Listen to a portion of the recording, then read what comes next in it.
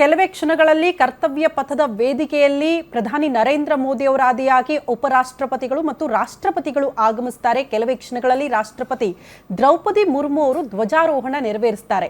ಹಾಗಾಗಿ ಸಾಕಷ್ಟು ವಿಶೇಷತೆಗಳು ಕೂಡ ಈ ಕರ್ತವ್ಯ ಪಥದಲ್ಲಿ ನೋಡೋದಕ್ಕೆ ಸಿಗ್ತಾ ಇದೆ. ಪ್ರಮುಖವಾಗಿ ಇವತ್ತಿನ ಆಕರ್ಷಣೆ ಅಂತ ಅಂದ್ರೆ ಅಲ್ಲಿ ಆಗುವಂತಹ ಸ್ತಬ್ಧ ಚಿತ್ರಗಳ ಪ್ರದರ್ಶನ.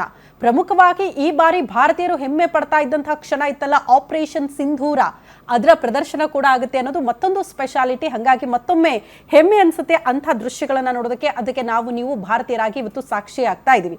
ಸರ್, ನಾವು ಮಾತಾಡ್ತಾ ಇದ್ವಿ ಪೂರ್ವ ಸಿದ್ಧತೆಗಳು ಹೆಂಗಿರುತ್ತೆ, ಎಷ್ಟು ದಿನಗಳಿಂದ ಆಗುತ್ತೆ ಈ ಭದ್ರತೆ ಮತ್ತು ಸಿದ್ಧತೆ ವಿಚಾರಕ್ಕೆ ಸಂಬಂಧಪಟ್ಟಂತೆ ಅಂತ ಹೇಳೋದಾದ್ರೆ ಸರ್.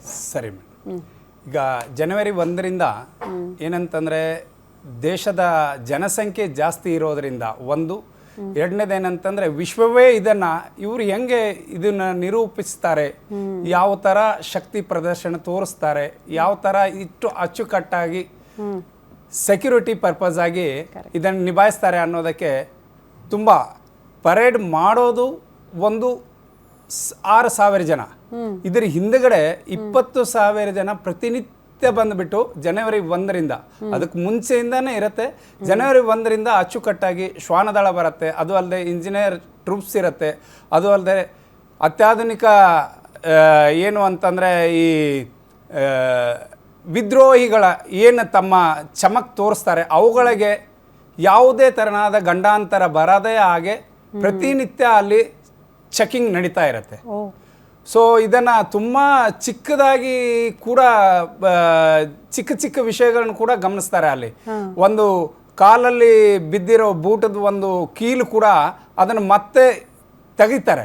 ಬೈ ಚಾನ್ಸ್ ಅದು ಮುಂದೆ ಬಂದು ಯಾರಿಗಾದ್ರೂ ಚುಚ್ಚಬಹುದು ಅಥವಾ ಪರೇಡ್ಗೆ ಏನಾದ್ರು ಅಡೆತಡೆ ತರ್ಬೋದು, ಅಥವಾ ಕೀಲೆ ಅಂತ ಕಬ್ಬಿಣ ಅಂತಾನೆ ಪರಿಗಣಿಸಕ್ಕಾಗಲ್ಲ, ಅದು ಏನು ಕೂಡ ಆಗಿರ್ಬೋದು. ಅತಿ ಸೂಕ್ಷ್ಮವಾಗಿ ಅಲ್ಲಿ ಕರ್ತವ್ಯ ಪಥದ ಪೂರ್ಣ ಒಂದು 6 ಕಿಲೋಮೀಟರ್ ರೇಡಿಯಸ್ದಲ್ಲಿ ತುಂಬ ಯಂತ್ರೋಪಕರಣಗಳನ್ನು ಇದು ಮಾಡಿ ನೋಡ್ತಾ ಇರ್ತಾರೆ. ಈಗಿನ ಹೊಸ ಜಮಾನದಲ್ಲಿ CCTV ಫುಟೇಜಸ್ ಪ್ರತಿನಿತ್ಯ ನೋಡ್ತಾ ಇರ್ತಾರೆ. ಪ್ರತಿಯೊಬ್ಬ ವ್ಯಕ್ತಿ ಅದೇ ಸ್ಥಳದಲ್ಲಿ ಅದೇ ದಿನ ನಿತ್ಯವೂ ನಿಂತ್ಕೊಂಡಿದ್ದಾನೆ ಅಂತಂದರೆ ಒಂದು ಏನೋ ಇವನಲ್ಲಿ ಸಮಥಿಂಗ್ ಏನೋ ಮಾಡೋಕ್ಕೆ ಬಂದಿದ್ದಾನೆ ಆ ಒಂದು ವಿಚಾರ ಬರುತ್ತೆ. ಸೊ ಇಂಥ ಅನೇಕ ರಕ್ಷಣಾತ್ಮಕವಾಗಿ ಚಟುವಟಿಕೆಗಳು ಅಲ್ಲಿ ನಡೀತಾ ಇರ್ತವೆ. ಅಲ್ಲ, ನಾನು ಅದೇ ಹೇಳ್ತಾ ಇದ್ದೆ, ಈ ಬಾರಿ ಎಷ್ಟು ಅಪ್ಡೇಟ್ ಆಗಿದ್ದೀವಿ ಅಂದರೆ ಈ ಬಾರಿ ಜಸ್ಟ್ CC ಕ್ಯಾಮ್ರಾ ಅಂತ ನಾವು ಮಾತಾಡ್ತಾ ಇದ್ವಿ, ಹಂಗಲ್ಲ AI ಆಧಾರಿತ ಕ್ಯಾಮ್ರಾಗಳನ್ನು ಅಳವಡಿಸಿರ್ತಾರೆ ಅಂತ, ಎಲ್ಲವನ್ನ ಕೂಡ ಮಾನಿಟರ್ ಮಾಡೋದಕ್ಕೆ ಅದು ಕೂಡ ಅಪ್ಡೇಟ್ ಆಗಿದೆ ಈ ಬಾರಿ ಅಂತ. ಪ್ರಮುಖವಾಗಿ 17 ರಾಜ್ಯಗಳ 13 ಇಲಾಖೆಗಳ ಸ್ತಬ್ಧ ಚಿತ್ರಗಳ ಪ್ರದರ್ಶನ ಇವತ್ತು ಕರ್ತವ್ಯ ಪಥದಲ್ಲಿ ಆಗುತ್ತೆ ಅಂತ. ಸರ್, ಇನ್ನೊಂದು ವಿಚಾರ ನಾವು ಗಮನಿಸ್ತಾ ಇದ್ವಿ, ಈ ಬಾರಿ ವಂದೇ ಮಾತರಂ ಕಲ್ಪನೆಯಲ್ಲಿ ಗಣರಾಜ್ಯೋತ್ಸವದ ಸೆಲೆಬ್ರೇಷನ್ ಆಗ್ತಾ ಇದೆ ಅಂತ. ಅದರ ಸ್ಪೆಷಾಲಿಟಿ ಬಗ್ಗೆ ಒಂದ್ಸರಿ ಎಕ್ಸ್ಪ್ಲೇನ್ ಮಾಡೋದಾದ್ರೆ ಸರ್.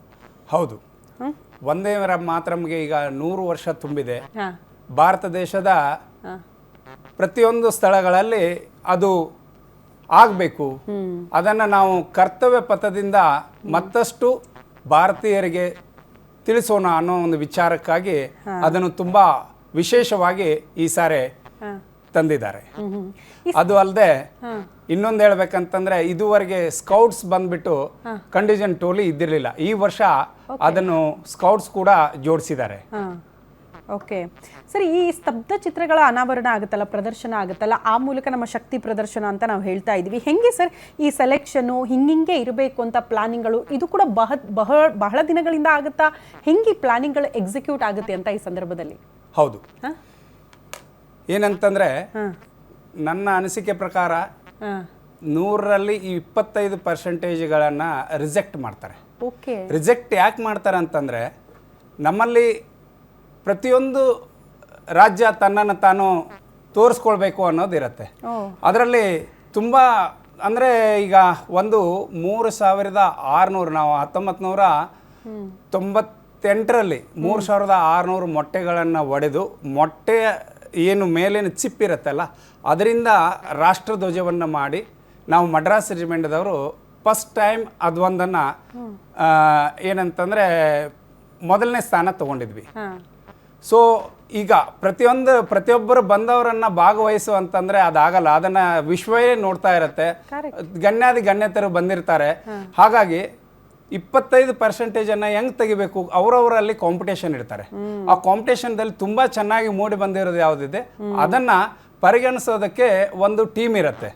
ಅದು ಯಾವುದು ಫಲಾಪೇಕ್ಷೆ ಇಲ್ಲದೆ ತುಂಬ ಸೂಕ್ಷ್ಮವಾಗಿ ಅದನ್ನು ನೋಡತ್ತೆ. ಓಕೆ.